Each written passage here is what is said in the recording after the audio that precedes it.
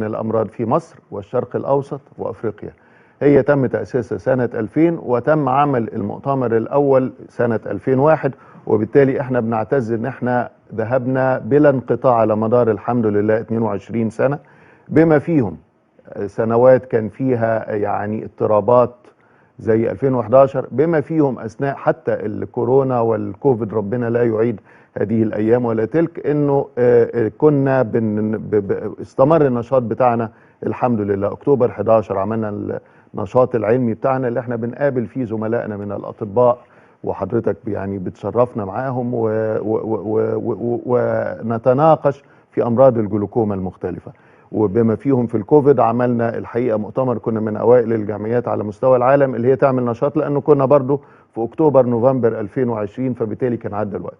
فإحنا بنلتقي سنويا عادة في بين شهر أكتوبر ونوفمبر صفوة من أطباء العيون في مصر، أو بيشرفنا أحيانا أطباء من البلاد المجاورة، السودان، السعودية، عدة بلاد عربية باختصار، وبنجتمع كلنا بنناقش أحدث الأبحاث وأحدث التطورات العلمية في مرض الجلوكوما، وسائل العلاج. بنفتح حلقات مناقشة للوصول إلى أفضل شيء نستطيع تطبيقه في بلدنا وفي منطقتنا من أجل العناية بمريض الجلوكوما.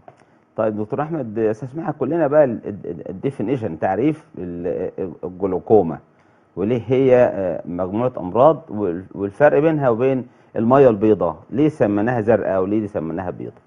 طيب المية البيضاء هي سهلة، لأن هي فعلا بتبقى عتامة في عدسة العين اللي هي بيبقى لونها أبيض، فبالتالي اتسمت مية بيضاء. الجلوكوما ده اسم المية الزرقاء، احنا اسم ترجمة أمينة للاسم اللاتيني اللي هو الجلوكوما. جلوكوس باللغة اللاتينية القديمة يعني لون أزرق، وهو تم وصفي بيه مرض معين اللي هي العمى المتقدم، اللي كان لون العين فيه بيبقى يميل إلى الزرقة. الحقيقة ده بيبقى متسبب عن يعني عدة أمراض، مش ارتفاع ضغط العين في العصر الحديث فقط، هو اسم قديم بس استمر لهذه العصر، لأنه في القرن 19 لما ابتدينا نتعرف. أنا استنى قبل ما أروح للقرن 19 والتسمية، أنا عايز أقول حاجة معلش تاريخية في القطع، إنه أنا عايز أقول لدكتور أسامة إنه أول وصف لارتفاع ضغط العين وتأثيره على العصب البصري بما نعرفه اليوم بأنه جلوكوما، وأنا عندي التوصيف، هو جاء من القاهرة في القرن ال15. في واحد كان اسمه شمس الدين القاهري. شمس الدين ده، وده موجود في ديوك إلدر، ده أشهر أو أكبر مراجعنا الطبية. أنا للأسف خدته من التاريخ الإنجليزي، ولكن هم كان في حد أستاذ إنجليزي في أواسط القرن العشرين يهتم بالتاريخ، وإحنا خدنا منه.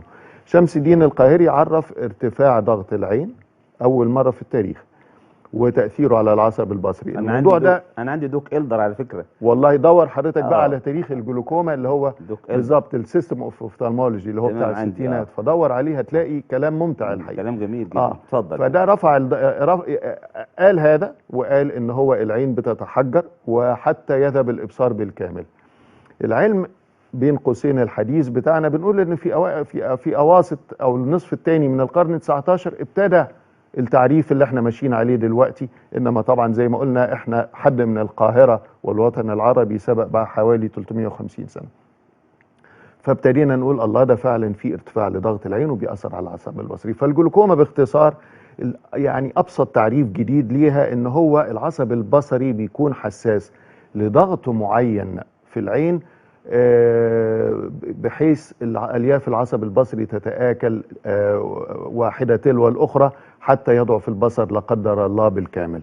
الضغط العين ده مش ثابت، في ناس العصب البصري عندها قوي ويستحمل ارتفاع الضغط الكبير، فبالتالي انه يبقى يستحمل نقول 30 ونقول 40، فده رقم عالي. ولكن في ناس العصب البصري عندها حساس جدا لدرجة ان هو يتأثر حتى بالضغط القليل. فالضغط احنا بنعرف الضغط الطبيعي دايما لما حد يسألني هقول هو من 10 ل 20، ولكن كل انسان يا دكتور أسامة ليه الضغط المناسب ليه. ففي واحد ضغط عينه 20 نقول ده مش كويس، وفي ضغط عينه واحد عينه 20 نقول ده مش كويس، في ضغط عينه 15 نقول لا احنا عايزين ننزله ال10 وال9 وال8. فبالتالي حتى